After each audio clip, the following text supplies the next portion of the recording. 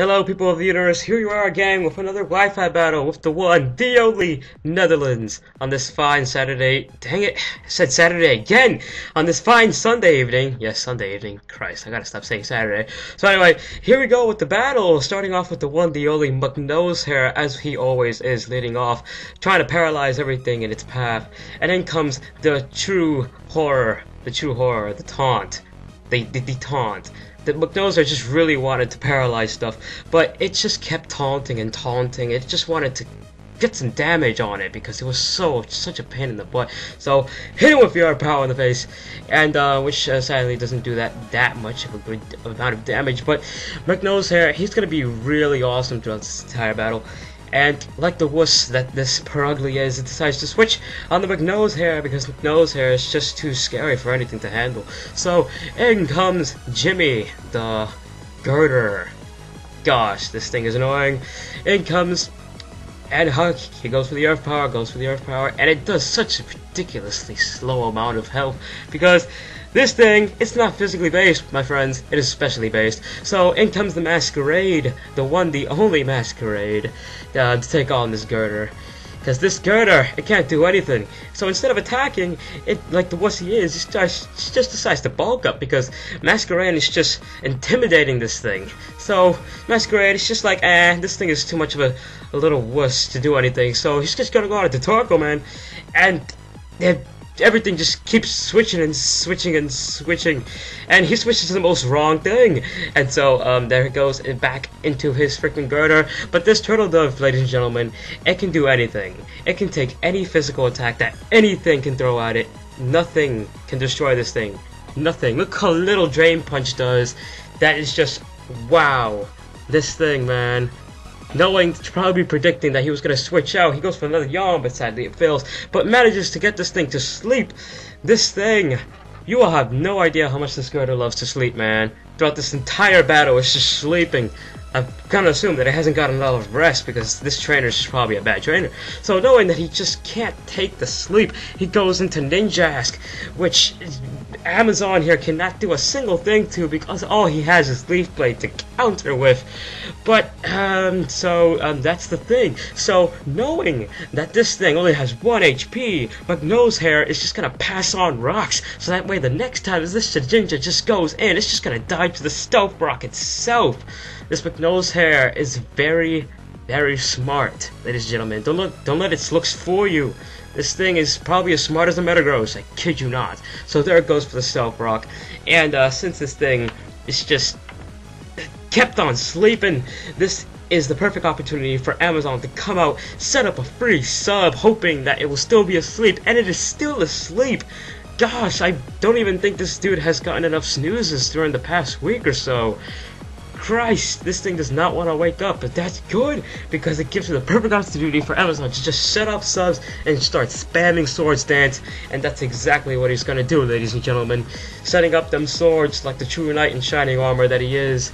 And the girder finally wakes up, but instead of attacking, goes for another bulk up. I swear, man, this is probably the most wussiest girder I've ever seen.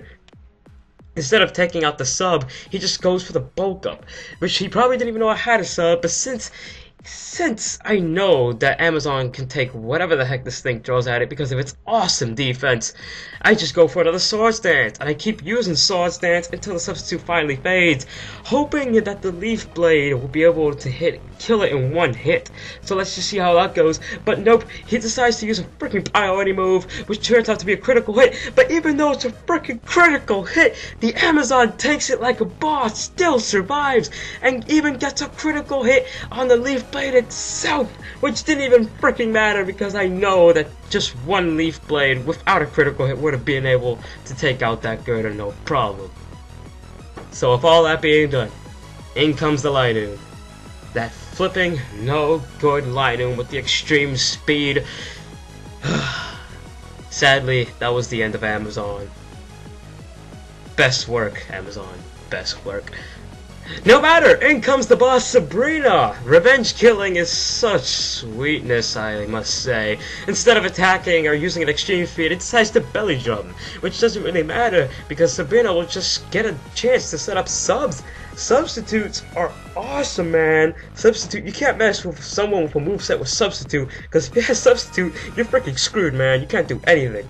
So in comes the Shadow Claw, takes out the sub, but luckily the Focus Blast on his following turn does not miss, therefore making it into that Linoon's face, and therefore taking it out.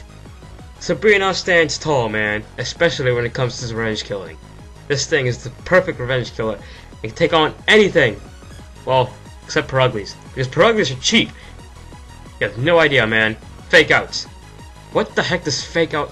What is fake out anyway? What is it? Because it just looks like the simple clap of hands, and I don't even know what it does, but whatever, it just makes it flinch. Sabrina is apparently scared of hands, and manages to flinch, and then it just dies with a freaking U-turn, because U-turn is probably the most cheapest move of the metagame. So in comes Shedinja, not knowing that the rocks are still up on the field, ladies and gentlemen. I'm telling you, that Pro Pass made an awesome prediction.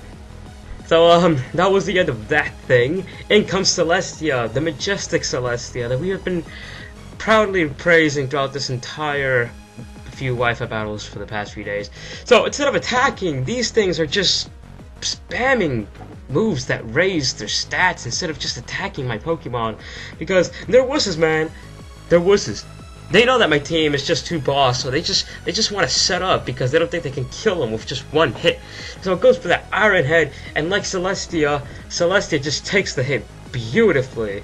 I mean, it is a Lapras after all, and it gets a decent amount of damage with that Avalanche, and it's still surviving for the next turn. But sadly, I don't even think Iron Head can miss, and so that was the end of Celestia.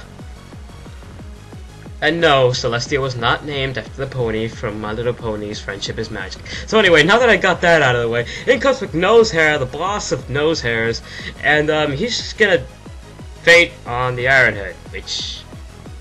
And so anyway, in comes the Torkoal, which I know this thing can take any physical hit, anything can throw at it, as said before, and it takes that Sucker Punch beautifully, and so it managed to get off an Earthquake, take that Mobile down like a freaking boss. TurtleDove is just awesome, man. And you know what? This TurtleDove is amazing because look at its eyes. They're always closed. And it has yawn. That's kind of ironic, don't you think? So anyway, in comes the Metang. The Metang is the second to last thing on the field. And so it gets the Earthquake. And look how much little damage it does to the TurtleDove. The TurtleDove is just a freaking physical wall of destruction that is putting everything to sleep and rapid spinning away rocks when it needs to. And so it just keeps taking Earthquakes one by one. And it manages to survive with 48 HP in order to take it out with a freaking Lava Plume, which gets it in the range so that 2 more Lava Plumes will be able to take it out. Now this thing is starting to snooze, and that's awesome because TurtleDove just loves putting things to sleep, man. Just raging those Lava Plumes, and hopefully he was hoping that the Metang won't wake up before the Metang is taken out, but it does! And will the Earthquake be able to take out the Torkoal? Will it be able to take out TurtleDove? No, it doesn't! It lives on 14 HP! Managed to get off a Lava Plume, and that was the end of Metang! This TurtleDove, man! Never underestimate TurtleDove. Ever!